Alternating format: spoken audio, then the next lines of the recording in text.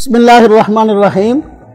صراط مستقیم کورس کا 28واں سبق، اس کی آیات والے حصے میں عنوان یہ قائم ہوا کہ قیامت برحق ہے۔ ایک مسلمان کے بنیادی 3 عقیدے ہیں۔ نمبر 1 عقیدہ توحید، نمبر 2 عقیدہ رسالت، نمبر 3 عقیدہ قیامت۔ عقیدہ توحید، رب تعالیٰ کی ذات میں بھی ایک ماننا، آپ کی صفات میں بھی آپ کو ایک ماننا، یہ توحید ہے۔ رسالت، نبی پاک صلی اللہ علیہ وسلم سمیت جتنے انبیاء اس کائنات میں رسول آئے ہیں سب کو اپنی نبوت اور رسالت میں سچ مانا۔ نمبر 3 عقیدہ قیامت، یعنی یہ نظریہ اور عقیدہ رکھنا کہ زندگی عارضی رب تعالیٰ نے ہمیں آخرت کی تیاری کے لیے دی ہے، ایک وقت آئے گا کہ ہم سب اس دنیا سے چلے جائیں گے، رب تعالیٰ جو ہے دوبارہ پھر جو ہے یہ پوری کائنات سجائیں گے، انسانوں کو زندہ کریں گے اور پھر ان سے حساب و کتاب لیں گے، اور جو لوگ جو ہیں اچھے اعمال والے ہوں گے ان کو جنت میں بھیجا جائے گا، جو برے اعمال والے ان کو دوزخ میں بھیجا جائے گا۔ یہ عقیدہ قیامت ہے۔ بات سمجھ میں آئی ہے؟ ہاں جی، یہ دیکھیں یہ اس آیت کے اندر فرمایا گیا وَأَنَّ السَّاعَةَ آتِيَةٌ لَا رَيْبَ فِيهَا، یقیناً قیامت آنے والی ہے۔ وَأَنَّ اللَّهَ يَبْعَثُ مَن فِي الْقُبُورِ، اور یقیناً اللہ تعالیٰ مردوں کو قبروں سے زندہ کر کے اٹھائیں گے۔ قیامت کے متعلق واضح طور پر جو ہے یہاں آیت میں فرما دیا گیا کہ مرنے کے بعد زندہ کیا جائے گا۔ اس کی ضرورت کیوں پیش آئی؟ جو مشرکین مکہ تھے وہ مرنے کے بعد زندہ ہونے کا عقیدہ نہیں رکھتے تھے، اس لیے جو ہے وہ اعلان رب تعالیٰ کے حکم کو توڑتے تھے، اور جب ان کو کہا جاتا بھائی کچھ شرم کرو، قیامت آئے گی، مرنے کے بعد زندہ ہوو گے، حساب و کتاب ہوگا، کیا جواب دو گے؟ آپس کے اندر کہتے تھے اِذَا مِتْنَا وَكُنَّا تُرَابًا وَعِظَامًا أَإِنَّا لَمَبْعُوثُونَ، بطور مذاق کہتے تھے کیا جب ہم مر جائیں گے تو پھر کیا ہم ہڈیاں ہو جائیں گے، کیا دوبارہ زندہ ہوں گے؟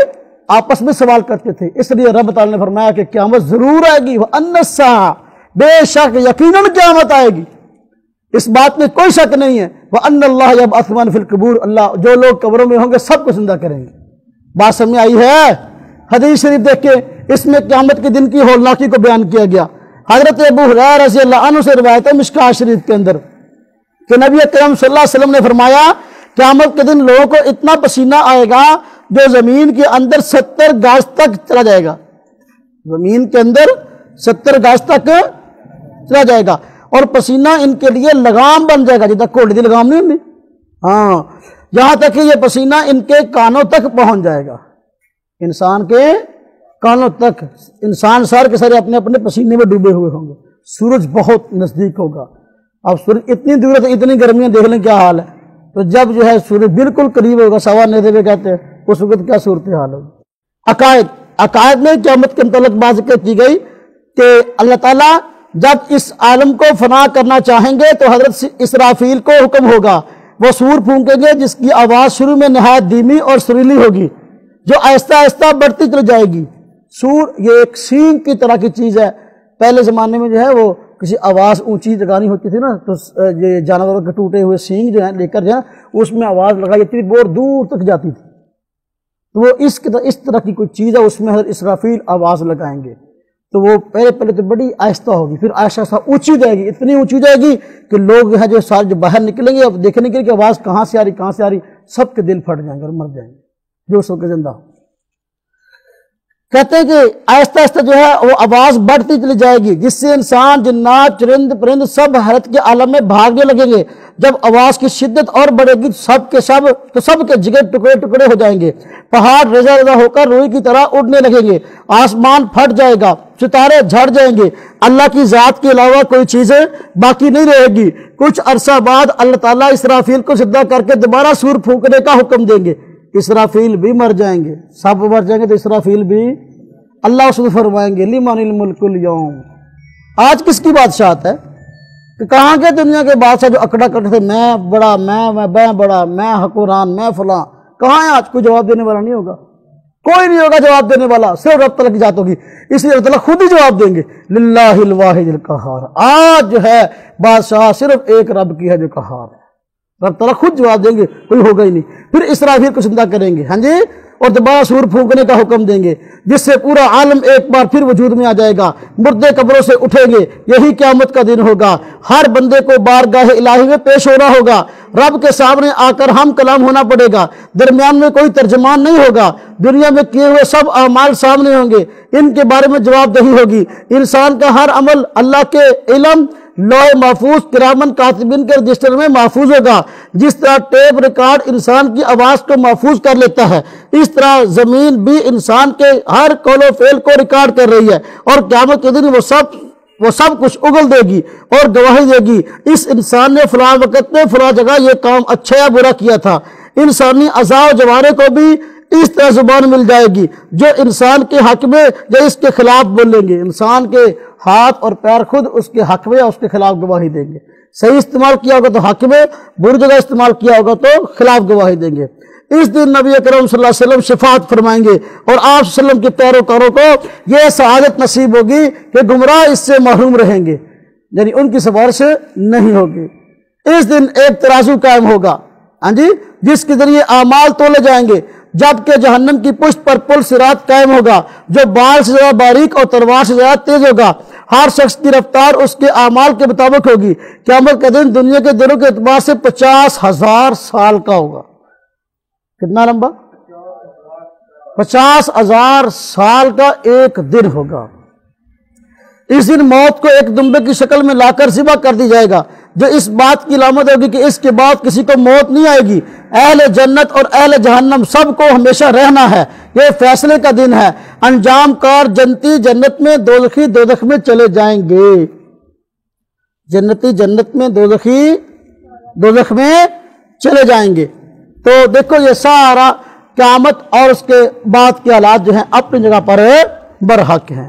مسائل و احکام، اب اس میں مسائل آگے اولاد کی تربیت کے متعلق سنن اور آداب، اولاد کی تربیت کیسے کرنی ہے، ہاں جی، بلکہ نہیں یہ عنوان غلط لگ گیا، یہاں وہ آگے ہے اولاد کی، یہاں نماز جنازہ کے متعلق کی بات چل رہی ہے۔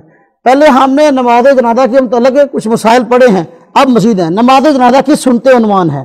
نمبر 1، امام کا میت کے سینے کے برابر کھڑا ہونا، خواہ میت مذکر ہو یا مؤنث، اس کے سینے کے برابر کھڑے ہو کے نماز پڑھانی چاہیے۔ کیوں؟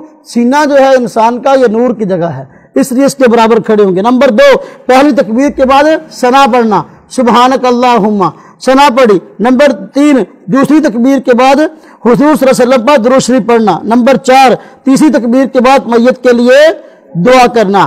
تو یہ جو ہے نماز جنازہ کی 4 سنتے ہیں۔ مسنون دعا، تو نماز کے اندر میت پر جو دعائیں پڑھی جاتی ہیں، تو میت بالغ مرد ہو تو اور عورت ہو اس کے لیے دعا ایک ہے، بچہ ہو تو اس کے لیے الگ ہے، بچی ہو تو الگ ہے۔ بالغ میت کے لیے دعا، یعنی مرد ہو یا عورت ہو، دعاؤں کو یاد کرنا چاہیے تاکہ جنازے کا حق ادا ہو سکے۔ آج کل میت کے ساتھ لوگ دھوکہ کرتے ہیں، میت کے ساتھ دھوکہ جائز نہیں ہے۔